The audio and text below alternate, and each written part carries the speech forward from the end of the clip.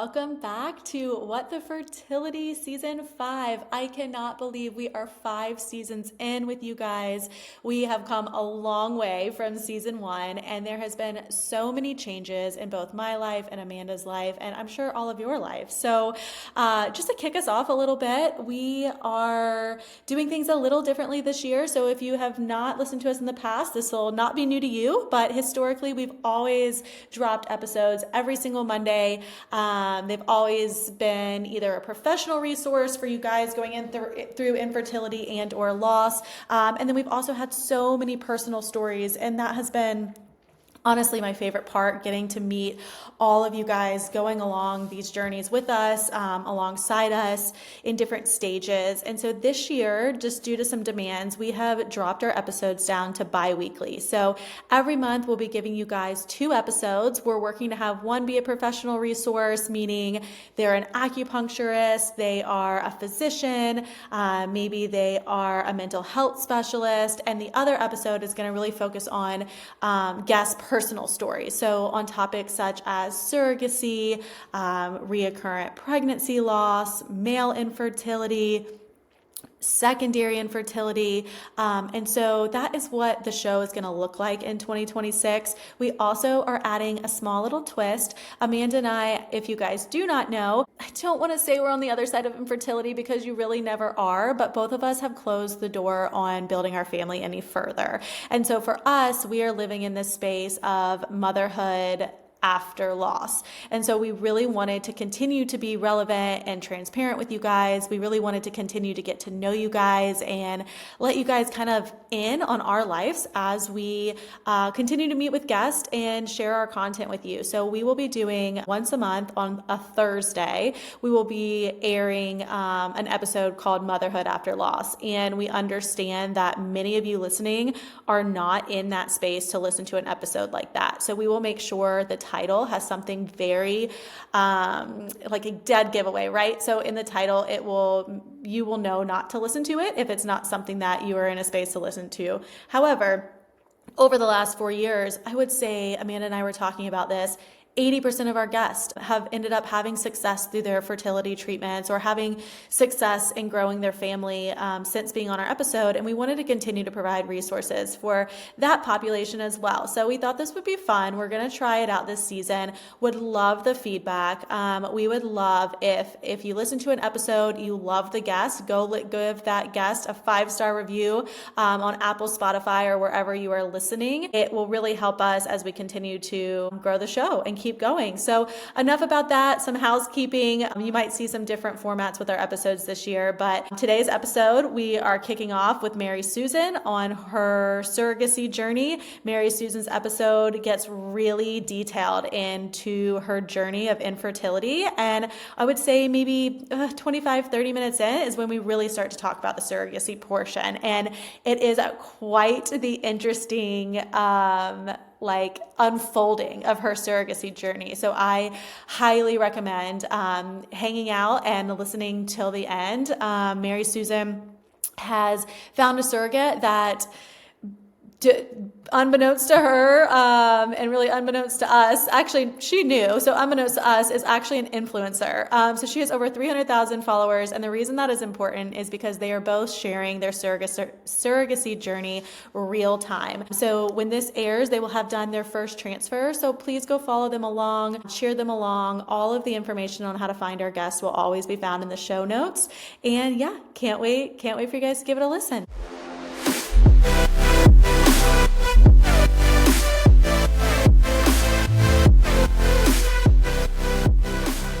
Hey everyone, welcome back. We are here for season 5 of What the Fertility, which is so crazy. I can't believe we are on season 5, but we have our first guest on with us, Mary Susan, today. We are so excited to sit down and chat with you and hear all about your journey of endometriosis and what led you to surrogacy. And we just really are so excited to hear everything. So welcome, Mary Susan. Thank you so much for having me. I'm so excited. This is my first podcast. So I'm super excited. Well, thank you. Our biggest request was surrogacy. We want surrogacy stories. We want stories from, both the surrogate and the intended parents it's and how so all of rare that works. to get both points of view. So, yeah, kick us off. Like, where did your fertility journey start? Which perhaps I know with Endo may or may not have started before you met your partner. Yes. Well, yes. So I started my cycle very, very young. I was 11 years old.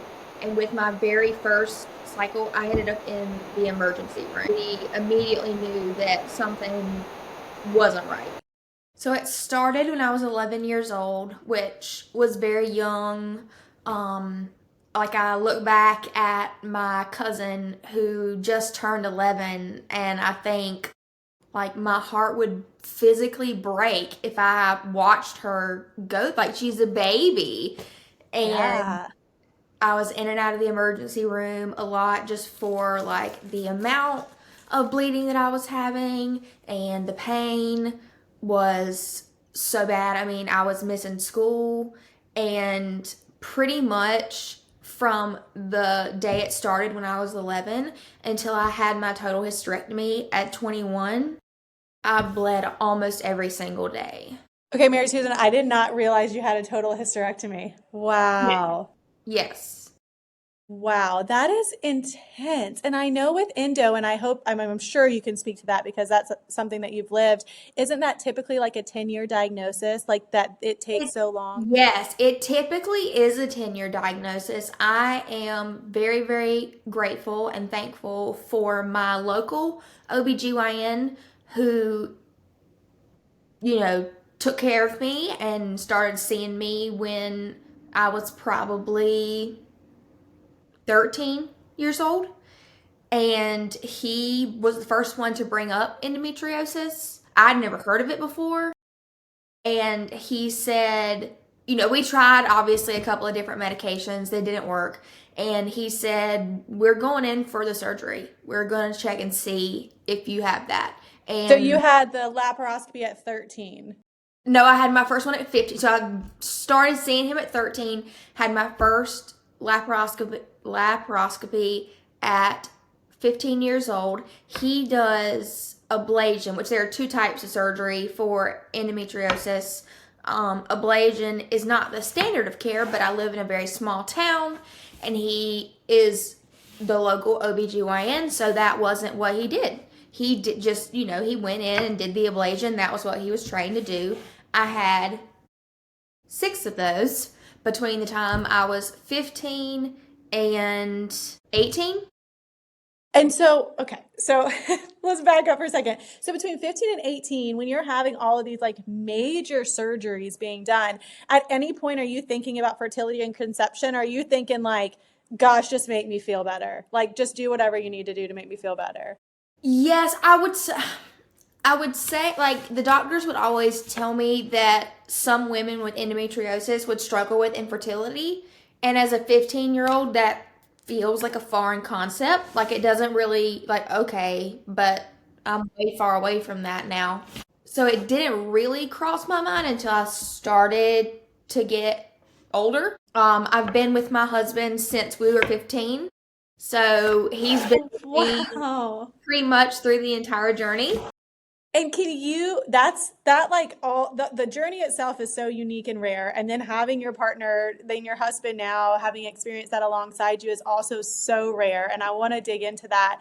Before we do that, can you kind of explain to listeners the difference that you mentioned between like an ablation and then just the Yeah. typical maybe exploratory with, is that the other one? No, so it's ablation, which is where they burn off the top of the endometriosis, like lesions. And then I went and had to see an endo specialist. Like my doctor was said, you know, this is far beyond what I know how to do. I'm going to refer you to a specialist. And we ended up finding one in Atlanta, and he quite literally saved my life.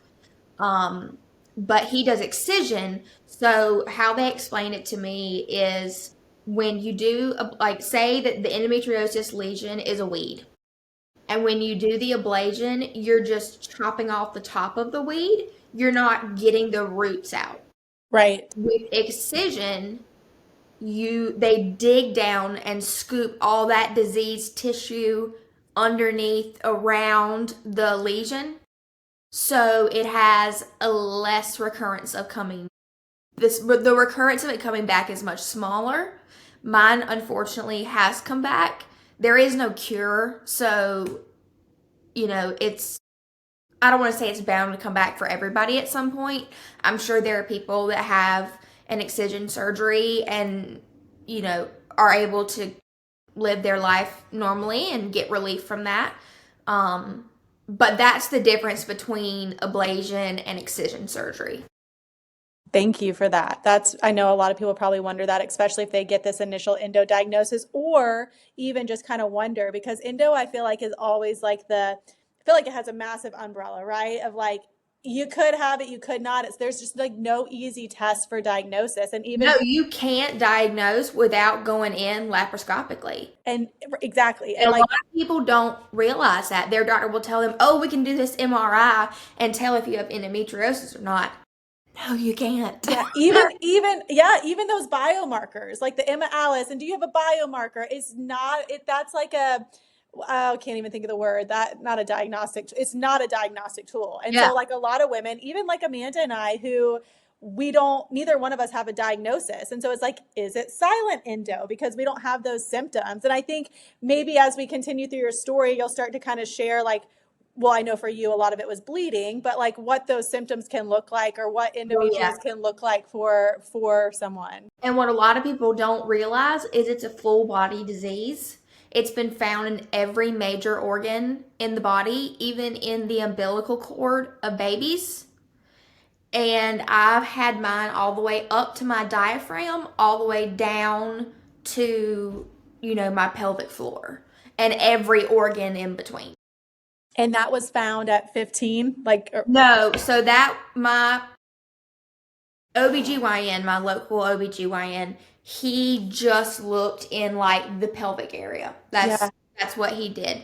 Mainly at the uterus and ovaries, surrounding areas. But my specialist, when I went in for my first surgery at 18, he said, we're gonna look everywhere. And they brought in a thoracic surgeon. They had to do a bowel resection. I've had 2 of those. It was covering my bladder. All of my organs were stuck to my abdominal wall or stuck to another organ. I mean, it was out of control. And from the time I was 13 to 18, we had no idea it was that serious. That's insane. Oh my goodness. That is crazy that I didn't realize. I mean, I knew it could be in other parts of your body, but I didn't understand that it could be like in all like your organs and stuck to your abdominal wall. I mean, were you just in like excruciating pain? I can't even imagine. Yes, I was constantly. I mean, it was miserable. I was not only was it affecting me with the pain, but those things led to so much more. Like I had such poor nutrition. I couldn't keep any weight on me at all whatsoever.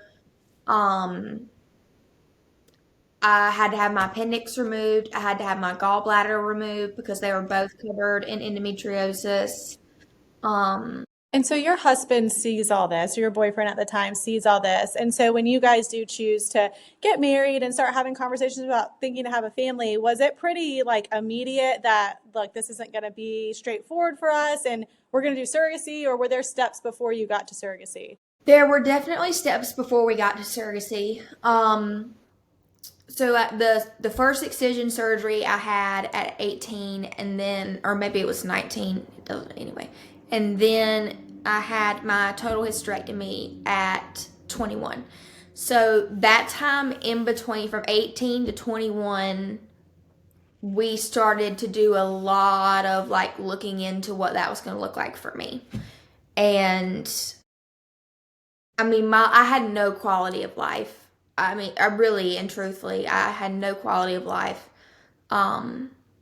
And so after the excision surgery, I was still having extreme pain, extreme bleeding. So my specialist said, let's run some tests on your uterus and see if you even have a healthy uterus. Because if you don't, it doesn't need to be here. Right. So they ran a bunch of tests on the uterus.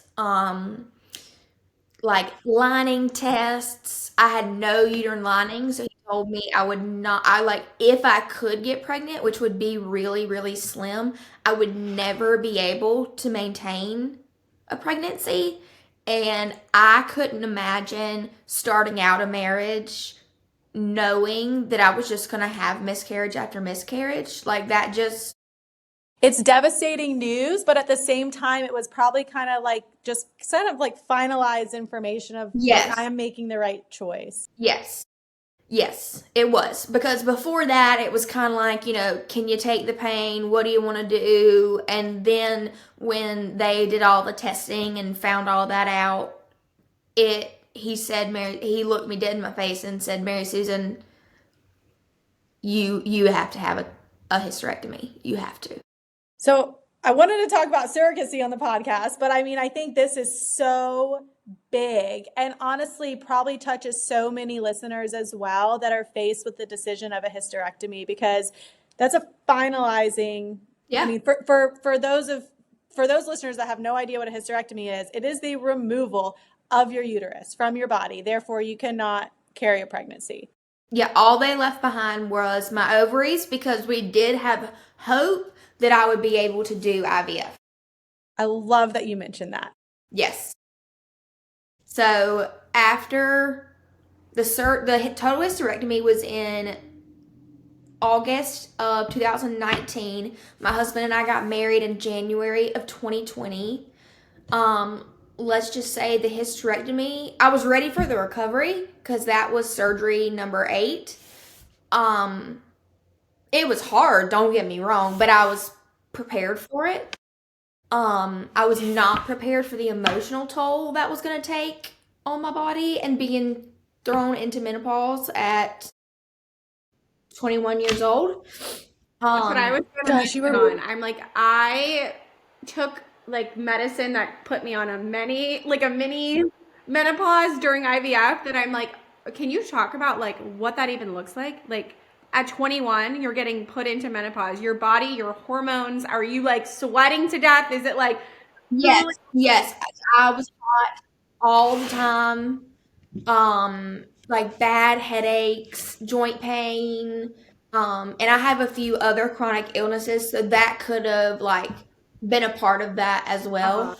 But really and truthfully, I could deal with all of it except the hormone imbalance. Like I was losing my mind. Like I And like you mentioned, like starting a marriage with miscarriage after miscarriage. And I mean, that was my situation, but that sounds, I mean, equally, if not it was more really hard. difficult. It was really hard. I wasn't able to be present at all.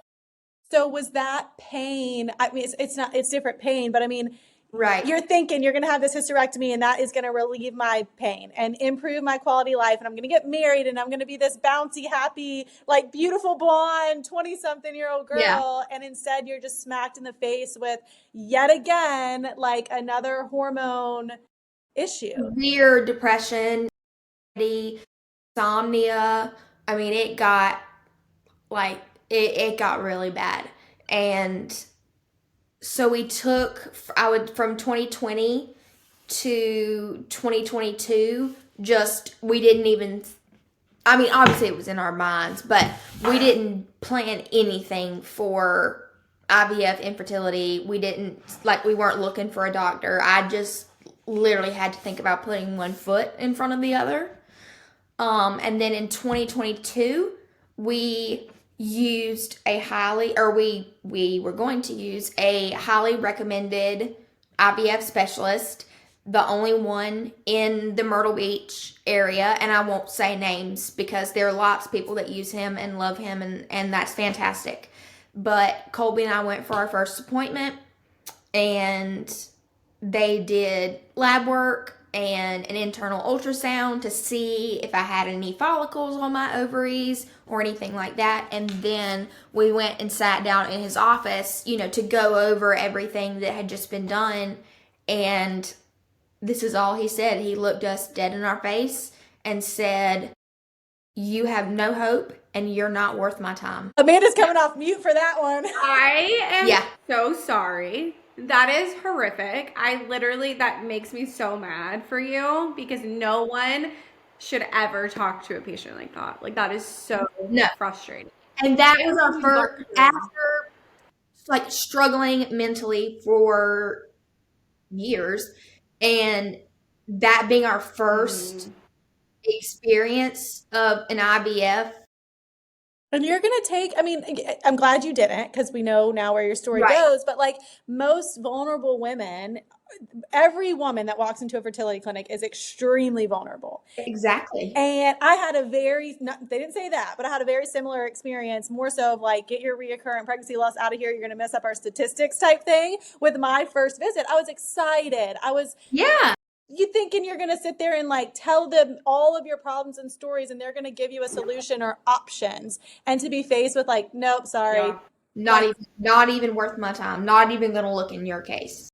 So And would you say this is that's the first thing. time- I did take that as my answer because I had been so sad, and like I was just like, okay, well, I guess I'm not meant to be a mom. Like, I mean, I was devastated. I couldn't go to family functions because I would spiral out of control with family members and their babies, or the grocery store seeing somebody pushing it. Like, I would spiral out of control. And so I did take that to heart. I did take his answer, and I looked at Colby and I was like, well, How'd your husband do with that information? he said absolutely not. And he is the one that found our now IVF specialist.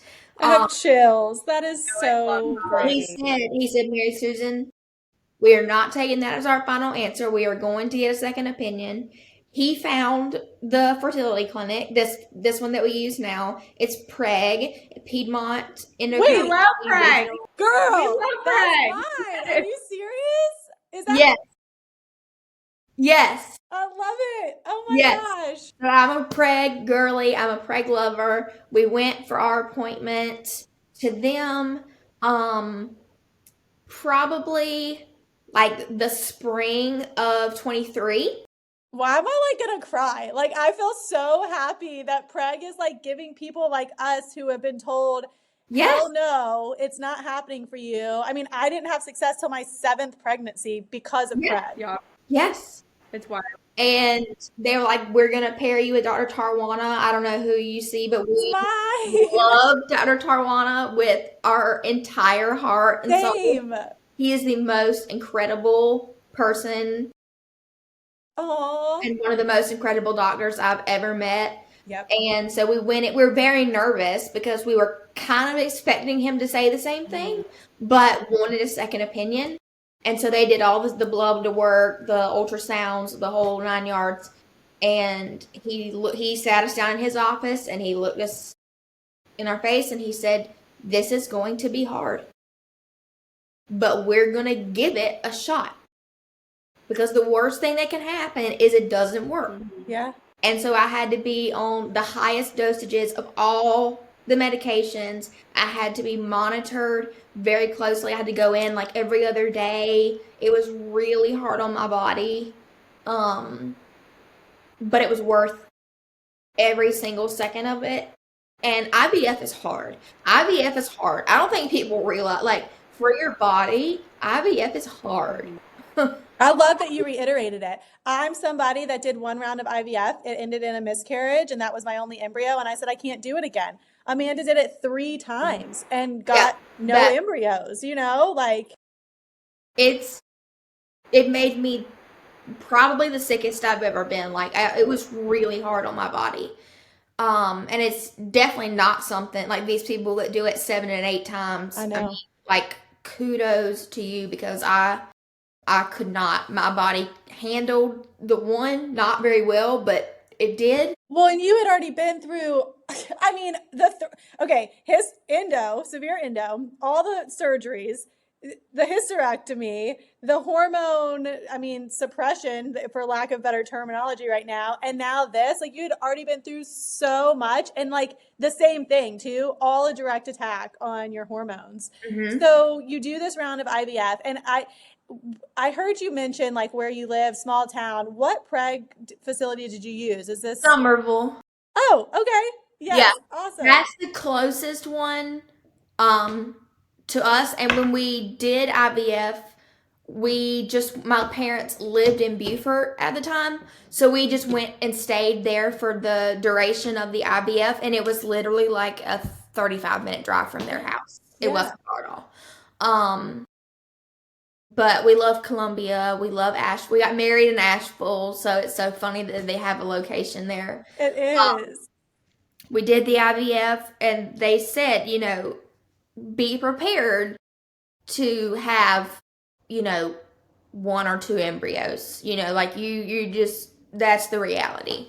And so, we went in for the day of egg retrieval and did that last trigger shot the night before and went in. I had to be put all the way under for mine because Me they had too. to like cut just because of the scar tissue and everything. Wow. Maybe I wasn't all the way under then. I mean, you probably were, but I know a lot of people do it vaginally, and mine wasn't able to be done that way. Anyway, um, and when I came out, I remember I was like sitting in that chair. I didn't know what planet I was on, and Colby was like sitting by my bedside waiting, and he's like, "We had 24 eggs, which was insane, like insane." That is insane. We That's didn't. actually was my goal number, That's and my wild. husband was not sitting like that. He was like, "We got 9." Wow. Like we were shocked. And so then they do the 5-day maturing process and grade them and all of those things, which I don't know enough about to like explain that process. But we went from 24 to 13, and then they tested those 13. They did the PGTA On testing. 13? Wow. It might have gone down one more Yeah. But after that. still, anything more than 5 is like, It was definitely more than 5. Because I have like the results of 7 on my thing. So I know it was at least 7. And we have 4 completely healthy baby boy embryos. wow. To go from this is not a possibility for you to Yeah. having like, I wanted to go And back show them. I'd be like, look you should. 100%. You should. I mean, Every I coffee just is want to like call that out for someone that hasn't gone through IVF. Like, obviously, comparing statistics is like not the number one thing you do, but for Mary Susan to sit there and for the first opinion to say, nope, get out of here, this isn't worth our time, to just like simply take that next step of a second opinion. Dr. Tarnowa was my second opinion as well. And to like be like, oh my gosh, that is like, in my opinion, a top result of IVF. Yeah. 100%. It was That's the goal. Yes, we were so surprised. Now they did pump me full of all the medication, so we really shouldn't have been that surprised, but we were very surprised. We were very excited. And then you don't get one thing that I felt very robbed of was surprising my husband, like along and along. You get to take the pregnancy test and surprise them. You find out the gender and you're surprised or whatever. And so they were all 4 boys, which none of us expected. And so I did a little gender reveal and had bags with onesies in them with like pink and blue paper. And he would open them, and I recorded the video. He didn't know I was recording it. Well, I love that. So he didn't know, he didn't find out they were all boys when you did. That's great. They sent me like in the Preg portal message, and he was at work, and I was like, wait, Operation Surprise my husband, let's go. That's awesome. You have to get creative. And honestly, We do. like, yeah, I mean, you have to get creative. And it is just your part of your unique story. Like, that's your gender reveal. And that's Right. beautiful. Yeah. And it was fun, and his reaction was so fun. And he was open like the third one. He was like, "A boy." But we're absolutely thrilled. I can totally see myself being a boy mom now. There is one boy in my family, like in the grandchildren children, great grandchildren. We're so excited to bring our little boy into this mix. I love it. And so we had our 4 embryos the summer of, or I guess really the fall of 23. And then we were like, okay, now comes the hard part of finding somebody that wants to carry a stranger's baby. And let me just say, it's not for everyone. And I totally recognize that as someone who can't carry a baby. I know it's not for everyone. You have to, have that calling on your heart to do that. And so I didn't want to ask anybody. I felt like that was way too much pressure.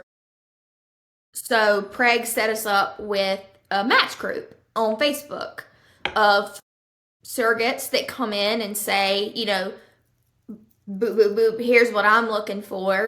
And then intended parents that come on and share their story and say, boop, boop, here's what I'm looking for. And then kind of match that way. So that's where we started. And we found a match the summer of 24. Maybe it was more like spring of 24. She reached out to me, via message through Facebook and said that she was very interested in our story. She felt very called to do this. Again, I'm not going to use any names. She brought her family down to Myrtle Beach to meet us. We had gone through medical clearance, and she sent me a text message that said, I don't want to do this anymore. Any other reason than I just don't want to do this anymore?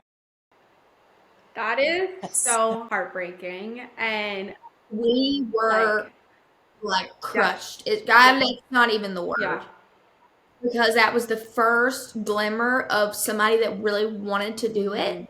And we had taken steps. I had to call Craig and say, never mind. This girl said, never mind. And it seems probably so much more real at this stage of your situation because you have embryos. Like, you're ready. Yes. Before then, and a lot of surrogates are looking for that. They're looking for somebody that has embryos. They're looking for somebody that has that's just like ready to go. Yeah. Because they don't want to wait, the amount of time it takes to do IVF, get the embryos, all of that. So we were like, we're ready. We're ready right now. And it was independent. So, that's what can happen when you go independent route. And some people have great success with it. And that's amazing. We did not. So she just kind of dusted her hands and walked away. So remind me, from the time that you got your embryos, your results, your babies, to matching, how long was that? The first time. About a year. So you had already waited a year, and now she's telling you never mind, and you're starting completely over. So at that point, that was in July of 24 when she backed out. I think we met in March. We had gotten hospital records. Not how we just said, I'd like to do this. It was like we had been moving forward. Yeah. And I don't wish any ill will on her. I wish she would have told us earlier, because she then admitted to kind of having second thoughts the entire time. So I wish she would have just told us that earlier instead of us dragging it out process. But it was because that's not where we were meant to be. Yeah. And so then at the beginning of this year, I had to have my ovaries removed. Goodness. Yes. And it's actually better because now I'm on hormone replacement therapy and take the same amount of hormones every day at the same time. And that's been a lot better for me than it was with just the ovaries in and trying to figure out, did I need a little more progesterone? Did I need a little more estrogen? And so it's actually been a lot smoother to do it that way. And with endometriosis and all the surgeries, I had a much greater risk of ovarian cancer and that kind of thing. And I did have PCOS and fibroids and the whole nine. So they were like, they're not serving you any purpose now. Right. Let's take them out. And so we had not put ourselves back out there for surrogacy since she walked away. We just weren't ready. Our hearts weren't ready. I had to have a correction surgery for the surgery done at the beginning of this year by my endo specialist. Just I had some major complications, and my local OBGYN wasn't cut out to fix them. He knew that. So I had surgery 8 weeks later in Atlanta, and my body did not do well at all.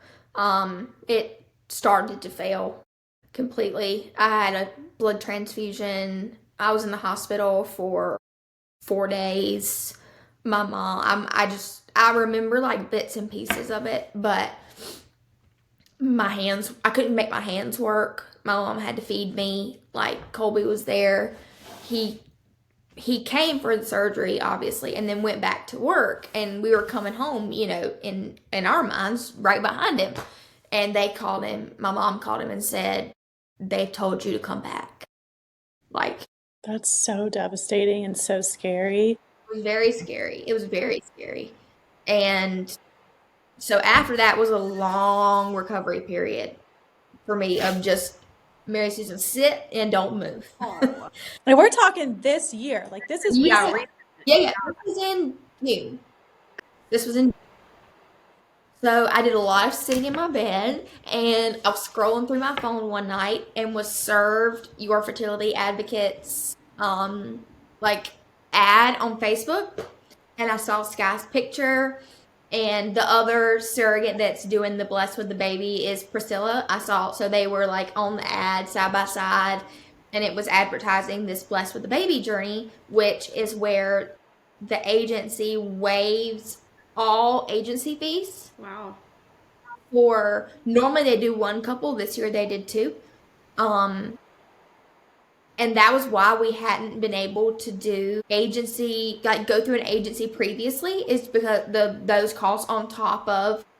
We're talking 6 figures, right? I mean, Yeah. surrogacy is, and to be very forward, I mean, we were at the point of moving forward with surrogacy as well in my journey, and the cost is like the most prohibitive component of the whole thing. I mean, you're off the bat at least $100,000 off the bat.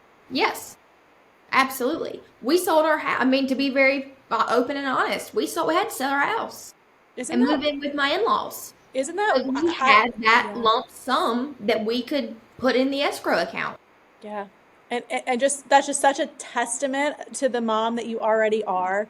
And the dad that Colby already is, to say we're willing to sell our house for the chance at bringing one of these babies earthside. Like, I feel like I've had chills this whole episode. I mean, you were just so powerful and strong, and like to continue to go. I think so many women, and that's okay for them, but so many women too would have stopped at the first roadblock and the second and the third.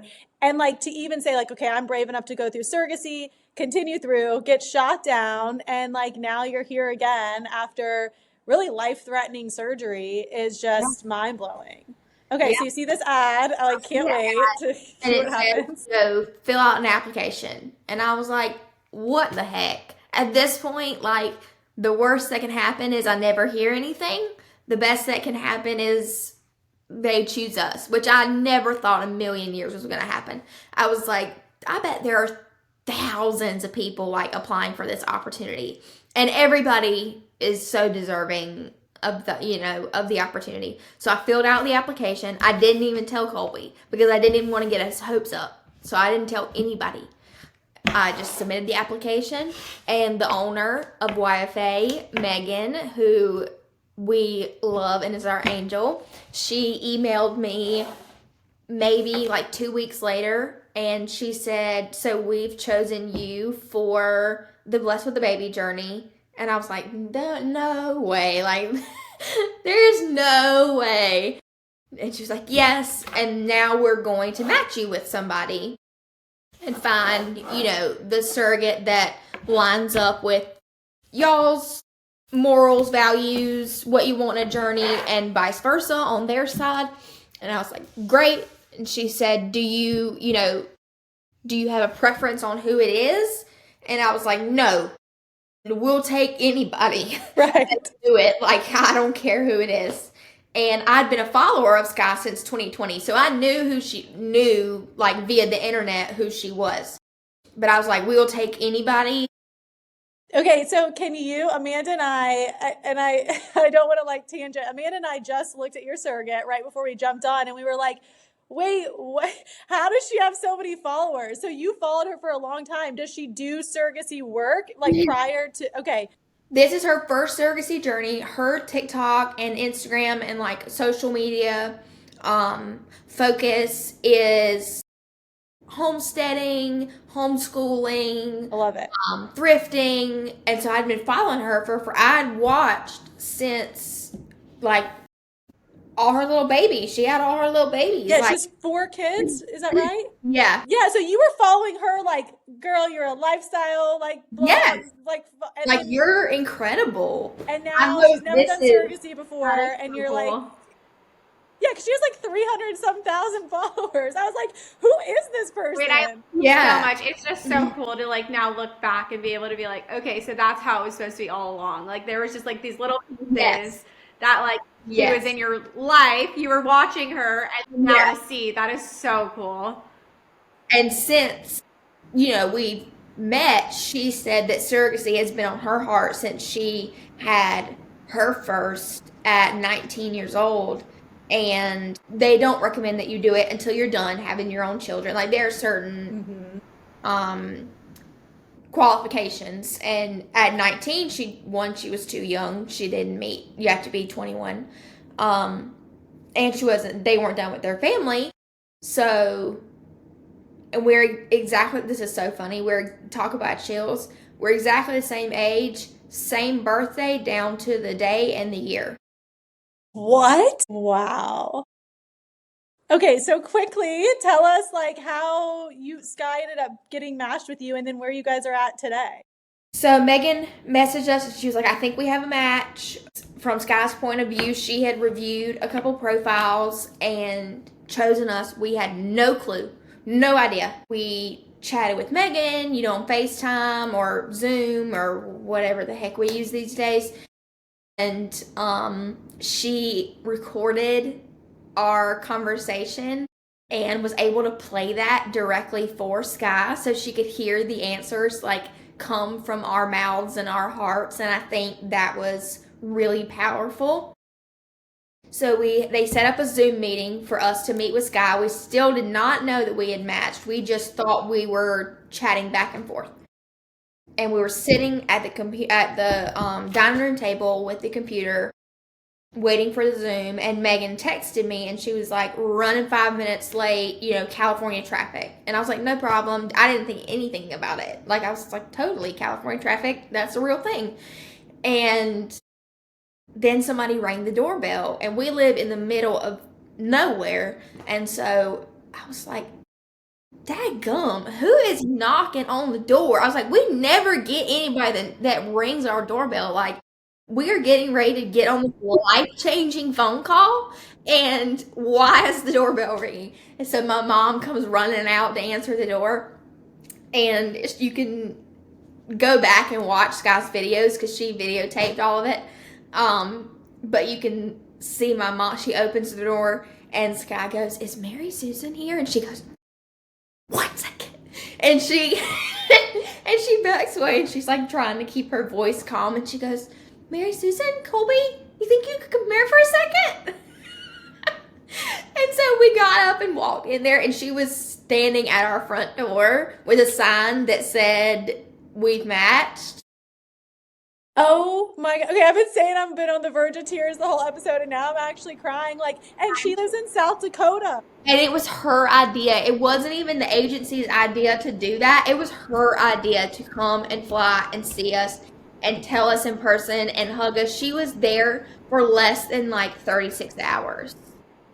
But she flew. Testament. Speechless. Yeah.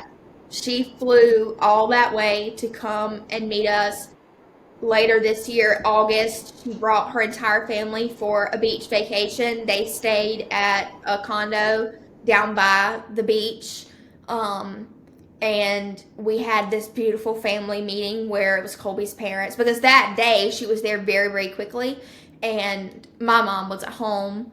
Colby's parents both worked, so they didn't get the opportunity to meet her in person. So we had this family gathering. It was my parents and my Mima, Colby's parents, his grandparents, and Sky's family, and then the Colby and myself. And she told me later on that she was kind of nervous, going in meeting all these people. She's like, I didn't know how my kids would react. I didn't know how they would feel about being in a group of people that big, which is totally normal to us. And they literally, it's crazy. They literally walked in the door and it was like, 6 more cousins just arrived, or whatever the case may be. Her kids were down on the floor with my daddy playing blocks. He brought out his drone for the boys and was like teaching them how to fly it outside. They call Colby's grandparents, Papa and Grandma, and we FaceTime a couple times a week, and they think my dad's the coolest person on the face of the earth. And don't get me wrong, he is. But they want to talk to Thomas, and she said to me afterwards, she said, I'm giving y'all something that you've always wanted, and something you've always dreamed of, and something you wouldn't have otherwise. And it's so beautiful. But what you don't realize is you've given us a family. That is so beautiful. I think in my experience with adoption, it was always like, what, there's all these negative things people can say and all this stuff, but you just have more people to love on your children on both sides. It's just more people to love on your babies. Yes, we took a trip to Orlando in August. Sky, myself, and 2 of her kids. We had a blast. We took them to SeaWorld, and we went to an Alex Warren concert. I mean, we had so much fun. It's literally, she's not our surrogate. I feel like that's not even the right word anymore. She's also the godmother, and her husband is the godfather. We asked them to be the godparents. So, they're family. No doubt. And people on social media, TikTok, Instagram will be like, this friendship is for clout or views, and I'm like, y'all don't understand. I was gonna say, and it's so unique too, how beautiful, like you just said, you shared with our listeners and Amanda and I, probably the most pivotal moment of your life when she's showing up at your doorstep. And I think that's beautiful that it's recorded and you can go watch that. Yeah, and I think we can even, go see, yeah, and even for your children, in the future, they can watch this relationship between you and Sky, and I want to go watch the relationship. I know, I want to go see this. Yeah, my stuff was recorded. I'm I wish I had a video. It's so sweet. It's like a wedding video. You get to relive it again and again and again. And it's that moment that your life changed, and now you have a video of it. I think is amazing. I loved it, and my daddy is a photographer, so I grew up with a video camera in my face. So I love to have things like that recorded. And we've recorded so much of our journey together, and then from our different points of view, which has been so much fun. I had people are like, you chose somebody that had TikTok followers. I had 200 followers when the day before she showed up at my door, and then my platform built. I'm like, y'all, I was a nobody. Well, speaking of all these amazing and exciting things, this week's really special, right? This week, is she doing where are we at?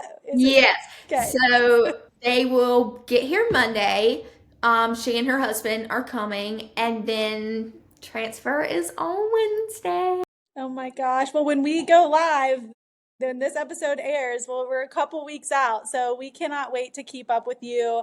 We'll share on our socials so that our listeners and our community can kind of follow along. So if you can share where people can find you and your story, and then where people can find Sky and y'all's story, I think that'd be really helpful. Yes. So my Instagram is Mary Susan _ Gerrald. My TikTok is the same thing minus the underscore, so it's just my name. And then Sky's is her name. Sky Hitchcock is her name. We both have TikTok, Instagram. That's where we're the most active. We would love for anyone to come and join our little community. We have built this whole community of internet aunties that are like cheering on these two strangers on the internet, and we have fun, and we dance and we laugh and we share the hard parts and we share the beautiful parts and the happy parts, and it's And I bet little Mary Susan at her first REI appointment that said this is never going to happen for you could have never imagined oh my gosh, where you are. like if you told me I was going to Sky Hitchcock's house later this year, I would have been like, what are you talking about? Like, are you okay? And not only going to her house, but going to her house to like monitor your baby. And Yes. I It's mean, crazy. I love your story. I love that you're providing resources and being transparent and vulnerable. Because, like you said, anytime you share any of this on social media, you're going to get those negative naysayers and just annoying people that don't understand and have never been in your shoes. And that's so hard. And so, like, props to you for continuing to share your story to help that one person that sees it and says, That this was could be me. because I didn't know anybody from the time I was 11 until, now. I didn't know anybody that walked my path, that had endometriosis, that went through this many surgeries, that did IVF, that had to have a surrogate. Like, I didn't know a soul. And so I felt very alone. Not obviously my husband and family and friends were very supportive, but there was nobody that I could go and say, like, you understand this. Can you help me? And so that was my goal, was to build a platform where I was vulnerable, and young girls, young women, whomever can come and find somebody that relates to them. I've had so many young girls message me, and like that's why I have a platform. That's why I have a TikTok, because or Instagram. I want to be that person that I didn't have in the journey. And if I can help just one girl feel that she's not alone, or that she's not crazy, or that, her doctors are making her feel crazy, or, whatever, that's what I want to do. That is so beautiful. Thank you so much for sharing your story with us today. I am so excited to watch the rest unfold, not just next year, but for years to come. And Yes. I'm so proud of you. I'm so excited for you, and we'll be cheering you along. Thank you.